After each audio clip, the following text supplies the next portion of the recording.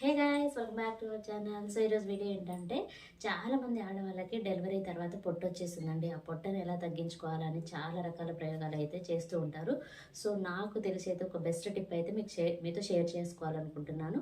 ఇప్పుడు అదేంటనేది చూసేద్దాం. ఏంటంటే డైలీ పాటించాలండి. మీరు మ్యాక్సిమం ఒక 15 డేస్ పాటించినట్టయితే మీకు ఈజీగా అర్థమైపోతుంది.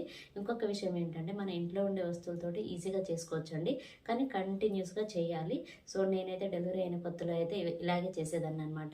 ఎవరికైనా డెలివరీ తర్వాత పొట్ట అనేది కామన్గా వస్తూనే ఉంటుందన్నమాట. సో మీలో ఎవరైనా ఈ టిప్ ఖచ్చితంగా పాటించాలి అనుకుంటే ఒక 15 డేస్ వరకు అయితే యూజ్ చేయండి. యూజ్ చేసిన తర్వాత రిజల్ట్ ఎలా ఉంది ఏంటనేది నాకు అయితే కామెంట్ సెక్షన్లో కామెంట్ అయితే పెట్టండి. సో ఇప్పుడు ఏంటంటే, నేను చెప్పిన రెమెడీస్ అన్ని యూజ్ చేసిన తర్వాత ఈ ఆయిల్ వచ్చేసి నువ్వుల నూనె అండి. మన ఇంట్లో దీపారాధనకు వాడతాం కదా, సో అదనమాట. ఇవి వచ్చేసి కర్పూర బిళ్ళలు. ఈ కర్పూర బిళ్ళలు అలాగే ఇవి వచ్చేసి హాట్ వాటర్ అండి. ఈ మూడింటితో అయితే మనకి ఈజీగా పొట్టనైతే తగ్గించుకోవచ్చు. అది ఎలా అనేది ఇప్పుడు చెప్తాను. ఇక్కడ ఏంటంటే, స్టవ్ ఆన్ చేసుకొని స్టవ్ పై ఒక చిన్న బౌల్ అయితే పెట్టుకోవాలి. అందులో నువ్వుల నూనె, ఇది మనం ఎన్ని డేస్కైనా చేసుకోవచ్చు.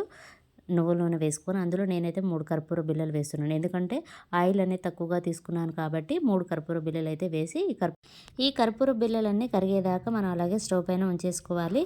ఇక్కడ చూస్తున్నారు కదా, ఈ విధంగా ఇవన్నీ మెల్ట్ అయిపోవాలి. ఈ కర్పూర బిళ్ళలు కరిగిపోయిన తర్వాత మనం స్టవ్ ఆఫ్ చేసుకోవాలి. స్టవ్ ఆఫ్ చేసుకొని ఆయిల్ గోరువెచ్చగా అయ్యేంత వరకు చల్లారబెట్టుకోవాలి. అంతేనండి, మనకి ఆయిల్ అయితే రెడీ అయిపోయింది. ఇక్కడ వచ్చేసి హాట్ వాటర్.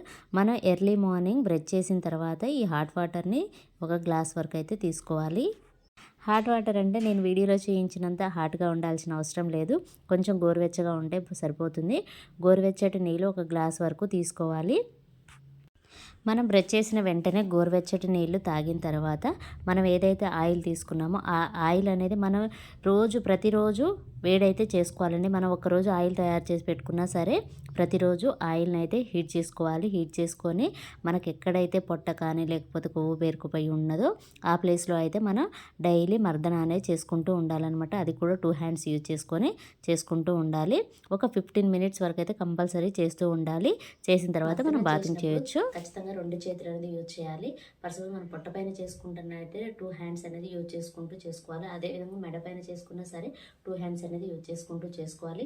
ఖచ్చితంగా 15 మినిట్స్ అనేది చేసుకోవాలి. అలాగే ఆయిల్ అనేది కూడా మనకి గోరువెచ్చగా ఉండాలి. మరి చల్లటిది యూజ్ చేయొద్దు, అలానే మరీ వేడిది కూడా యూజ్ చేయొద్దు.